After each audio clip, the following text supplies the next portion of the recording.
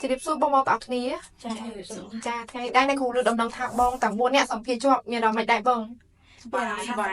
บายจัดจังบนในเช่นเราการสัมเพจนาบร้องในครูจองไหลบองต่างบนในน้อมแต่เลยชั่วโมงอายุนังใครแต่บองมาตัดจับนังติดบองជំរាបសួរនាងខ្ញុំឈ្មោះពុតសេណេតមានអាយុ23ឆ្នាំឆ្នាំនេះខ្ញុំមានអាយុ23ឆ្នាំមកពីខេត្តកំពង់ចាមអូខេជំរាបសួរខ្ញុំឈ្មោះមនណាលីឆ្នាំនេះខ្ញុំមានអាយុ20ឆ្នាំខ្ញុំមកពីខេត្តកំពង់ចាមកំពង់ចាមជំរាបសួរខ្ញុំឈ្មោះសូនសុភារីមកពីខេត្តកំពង់ចាមឆ្នាំនេះខ្ញុំមានអាយុ22ឆ្នាំជំរាបសួរខ្ញុំឈ្មោះសូនចិន្តាឆ្នាំនេះខ្ញុំអាយុ33ឆ្នាំខ្ញុំមកពីខេត្តតាកែវមកពីតាកែវអញ្ចឹងមកពីតាកែវម្នាក់ពីកំពង់ចាមก็ยังไงគឺอะไรស្គាល់គ្នាស្គាល់ទៅមកស្គាល់នៅពីគេអូខេអញ្ចឹងយើងមកពីខេត្តជាមួយគ្នាតែមិនមែនមិត្តភ័ក្តិអីទេគ្រាន់តែយើងមករៀននៅនេះគឺយើងស្គាល់គ្នាឥឡូវហ្នឹងបានចេញទៅជាមួយគ្នាទៀតអូមែនតើជាប់ខាងផ្នែកអីគេបងឧស្សាហកម្មខាងឧស្សាហកម្មមានគ្រឿងបន្លាស់ចៅចងអូខេល្អមែនតើអញ្ចឹងយើងទៅជុំគ្នាទាំង4នាក់ចាអញ្ចឹងចាស់មើលថែគ្នាចាចុះតើតោះមួយបងមុននឹងមកចុះឈ្មោះក៏ដូចជាសម្ភារជាប់ស្គាល់ក្រុមហ៊ុន BP តាមរយៈណាដែរតាម Facebook Facebook page ទាំង4នាក់នោះតាមដានរយៈពេលមួយថ្ងៃមួយខែបានសម្រេចចិត្តមកចុះឈ្មោះខ្ញុំតាមដានរយៈពេល1សប្តាហ៍ចុះមានទំនុកចិត្តខ្ពស់ហើយតាមដានរយៈពេលតែ1សប្តាហ៍មកចុះឈ្មោះចាមានអីជាទំនុកចិត្តឲ្យយើងជឿជាក់មកលើខាងក្រុមហ៊ុន BP ខ្ញុំមានទំនុកចិត្តព្រោះខាងក្រុមហ៊ុនបានផ្ដល់ព័ត៌មានច្បាស់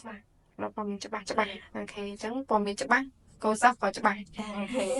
ចុះបងតាមដានរយៈពេលមួយថ្ងៃមួយខែបានសម្រេចចិត្តមកចំពោះខ្ញុំផ្ទាល់ខ្ញុំតាមដានត4ថ្ងៃ5ថ្ងៃអីទេអូអញ្ចឹងទំនុកចិត្តគួរដែរដោយសារតែនៅក្នុង Facebook page ឃើញខាងកំពង់ខាងសាលាបញ្ចូលសហកម្មទៅច្រើនបញ្ចូលទៅសង្កៅអនឡាញអូខេហើយដល់ពេលអញ្ចឹងមើលទៅទំនុកចិត្តហ្មងចាទំនុកចិត្តហ្មងឥឡូវជោគជ័យមែនអូខេចុះបងតាមដានរយៈពេលមួយថ្ងៃមួយខែខ្ញុំរយៈពេល3ខែអញ្ចឹងដឹងព័ត៌មានតិចទីដូចមកចង់ទៅហ្នឹងចាចឹងមិនសម្រេចចិត្តមកចុះចំណែកបងវិញស្គាល់ក្រុមហ៊ុន BP ហើយតាមដានរយៈពេលមួយថ្ងៃមួយខែបងស្គាល់ខ្ញុំស្គាល់ page Facebook តាម Facebook ចាតាមដានរយៈពេល7ឆ្នាំចាអញ្ចឹងគាត់ជារៀនច្បងរបស់យើងគាត់ស្គាល់7ឆ្នាំនឹងថ្ងៃបានសម្រេចចិត្តមកចុះឈ្មោះចុះតើតោមុននឹងមកដល់ទីនេះក៏ដូចជាសម្ភារជាប់មានធ្លាប់ភ័យខ្លាចថាក្រុមហ៊ុនបោកឬក៏បញ្ជូនចេញទៅអត់ស្របច្បាប់យកទៅលក់អីហ៎ធ្លាប់គិតដែរតែដល់ពេលមកជួបជាមួយនឹងលោកគ្រូផ្ទាល់លោកគ្រូគាត់ផ្ដល់ព័ត៌មានច្បាស់ហើយតាមអ្វីយើងឃើញជាក់ស្ដែងគឺឥឡូវនេះទុកចាតែលេងភ័យរឿងបោករឿងឆក់បោកអីឯងព្រោះសារបើសិនជាក្នុងករណីយើងអត់បានទៅក្នុងបញ្ហាណាមួយខាងសាលាដល់ជូនយើងវិញអញ្ចឹងអត់និយាយទៅអត់កេងប្រវត្តិចាចុះបងមានធ្លាប់ភ័យខ្លាចទេគឺខ្ញុំមានធ្លាប់ភ័យខ្លាចអីទេចាព្រោះអីខ្ញុំបានឃើញក្រុមហ៊ុនបញ្ជូនសកម្មទៅច្រើនហ្នឹងហើយតែខ្ញុំអត់គិតលើខ្លួនឯងគេថាតាខ្លួនឯងទី1គឺអន់កម្ពស់ហើយនឹងគីឡូចាកម្ពស់1ម៉ែត្រម៉ែមកអន់កម្ពស់កម្ពស់ខ្ញុំ1.45 1.45អញ្ចឹងកម្ពស់រៀងទាបគីឡូរៀងទូចកូនបើតែឥឡូវនឹងសម្ភារជាប់ហើយឡើងថៃព្រួយបារម្ភហ្នឹងហើយរៀនត្រៀមទៅចេញទៅទេចាចុះបងធ្លាប់ភ័យខ្លាចថាក្រុមហ៊ុនភ័យដោយសារខ្ញុំតាមដាន7ឆ្នាំចា7ឆ្នាំហើយអញ្ចឹងបាទសួរព័ត៌មានច្បាស់ហើយអូខេសួរដងហើយឡើងហ្នឹងហើយព្រោះអីសួរព័ត៌មានឡើង7ឆ្នាំហើយចឹងន័យថាព័ត៌មានគឺយើងដឹងតិចទីហ្មងចាមានឡៃណាដែលយើងមិនទាន់ដឹងទេចុះបងមានធ្លាប់ភ័យខ្លាចថាក្រុមហ៊ុនបោកឬក៏ប្រជុំចេញទៅអត់ស្របច្បាប់អីទេតបងហើយអត់សូវទុកចិត្តដែរ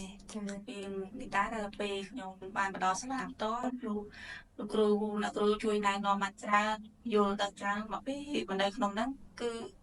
អាចដឹងព័ត៌មានច្រើនអញ្ចឹងគឺឥឡូវគឺមានទំនុកចិត្ត100%សុភាជាប់ទៀតទៅតាម100លើ100ក៏ដែរអញ្ចឹងតើតោះមួយបងប្អូនដែលគាត់ចង់ទៅបាច់ភ័យព្រួយបារម្ភថាខ្លាចក្រុមហ៊ុនបោកឬក៏បញ្ជូនចេញទៅអត់ស្របច្បាប់ទេចាដូចជាពួកគាត់ទាំង4នាក់គឺសុភាជាប់ចារៀនទៅត្រៀមចេញទៅទេអញ្ចឹងតើពេលរៀនក្រុមហ៊ុនមានផ្ដល់ជាអត្ថប្រយោជន៍អីខ្លះដល់បងទាំងគ្នាអបរំពេលរៀនគឺខាងក្រុមហ៊ុនបានផ្ដល់ទៅជាកន្លែងស្នាក់នៅអាហារចុះបន្ទប់លើសម្រាប់ពួកខ្ញុំដែលមកពីតាខេត្តអូខេហើយពួកខ្ញុំស្ទើរតែជាអ្នកក្តៅខ្វះខាតប៉ុន្តែក្រសួងបានចុះ MOU ជាមួយនឹងធនាគារដល់ថ្ងៃចំនួន8ដែលគ្មានទ្រព្យបញ្ចាំហើយការប្រាក់ សំហ្មងគឺថ្លៃ អញ្ចឹងសម្រាប់បងទាំងអស់គ្នាសិតតែជាអ្នកដែលខ្វះខាតលទ្ធភាពចាតែខាងក្រសួងការងារគាត់ជួយសម្របសម្រួលយើងឲ្យអស់ហើយហ្នឹងហើយគេបានចុះ MOU មួយធនាគារដល់ទៅ8ក្នុងការឲ្យកម្ចីអត្ថការប្លង់ឬក៏ទ្រព្យប្រចាំអីទេចាអញ្ចឹងជាចុងក្រោយតើបងមានអីចង់អរគុណឬក៏ចង់ណែនាំទៅដល់ពុកម៉ែបងប្អូនដែលគាត់មានបំណងចង់ទៅតែអត់ទាន់សម្រេចចិត្តមកចុះឈ្មោះ សូមណែនាំដល់ពុកម៉ែបងប្អូនដែលចង់ចុះឈ្មោះទៅប្រទេសជប៉ុនកុំភ្លេចរើសយកក្រុមហ៊ុន BP Power ត្រូវចាស់មកខុសដំណឹងទេ អូខេ បានទៅ ចា ខ្ញុំសូមអរគុណដល់ខាងក្រុមហ៊ុន BP ព្រោះគាត់បានបង្ហាញនឹងទឹកទៅនិងបង្រៀនពីការរស់នៅច្រើន ចា